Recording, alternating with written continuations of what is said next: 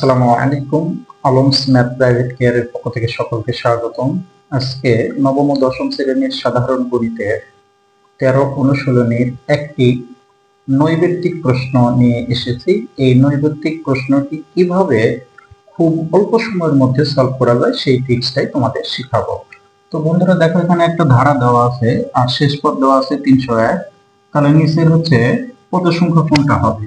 তো এটা করার নিয়মটা কি, আমরা এই শেষ পদ কত, এখানে 301 মাইনাস প্রথম পদ করে দিব কত 4 ডিভাইডেড দ্বিতীয় পদ কত, এখানে 7 মাইনাস কত 4, এর সাথে আমরা কত যোগ করে দিব 1 ইকুয়াল। তাহলে এখানে 301 থেকে 4 বাদ দিলে কত হয় বন্ধুরা, 200 কত 97, 297 ডিভাইডেড কত 7 থেকে 4 বাদ দিলে 3 যোগ কত 1।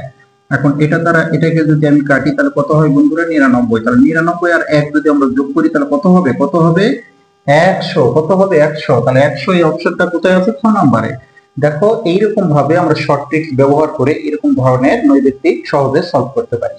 আশা করি এই শর্ট ট্রিক্স নৈবেত্তিকটি তোমরা বুঝতে পেরেছো। যদি তোমাদের কোনো সমস্যা থেকে থাকে তাহলে অবশ্যই কমেন্টে জানাবে, পরবর্তীতে তার সমাধান করে দেওয়ার চেষ্টা করব।